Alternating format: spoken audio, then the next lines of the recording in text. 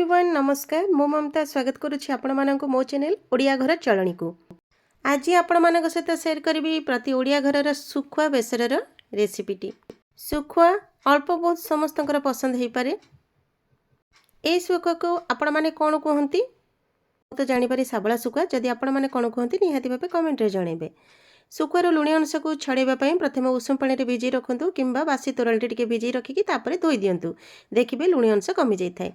प्यान रे तेल गरम हो सारापर सुखुआ को दे टिके हलदी गुंड देकी ताकू भल भाव पूरा कुड़मड़िया करके भाजीदे माने बहुत ही भल भाव भाजीदे जो द्वारा कि आमिषपणटा जमी चली जाए।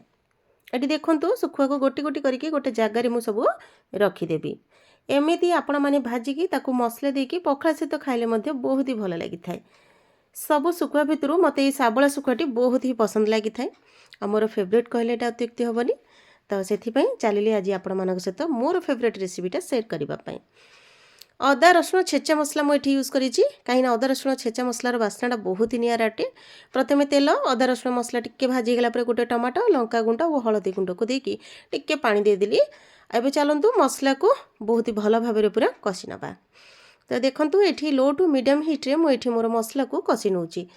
जीरा सोरिष बाटण को मु अलग बाटिकी रखी थी जी आवश्यक से अनुसार देदेवी। देखो आपण मैंने चाहिए ये सोरिष बटा मसलार गोटे थर ही रसुण हो ता सहित जीरा सोरिष टमाटो ये सब को ग्राइंड करें कि गोटे सुखला लंका देकी।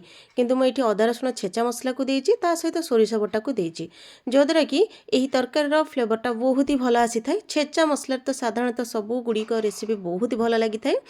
एबे चलतु मसला ये कुक हो गलानी जेहेतु सोरिष मसला कम समय कषा ये गरम पानी को मुझे देदेली। मोर जी झोल आवश्यक से अनुसार देदेली फुटीगला। एबे फाळे आंबुल को देदेली। आपण मैंने जी खटा खाऊे से अनुसार देवे। तो आंबुल टिके फुटीगला से भजाई रखि सुखुआ को देदबा। सुखुआ को दे सारिकी आमे कभर करदबा 10 मिनिट पाखापाखि। कहीं ना सुखुआ को जेहेतु आम रोस्ट करके भाजीचे आ कभर जदि करदबा ताहले सुखुआर फ्लेवरटा तरकारी बहुत ही भल भाव जापर। तो चलतु कभर करदबा।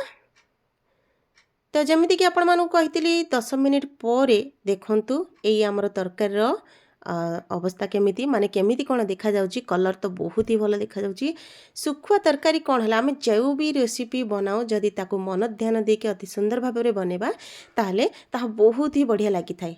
आकर्षणीय जमीती खाइबा को मध्य बहुत ही भल लगी थाए। तो चलतु गोटे प्लेट को मु काढ़ी दउची।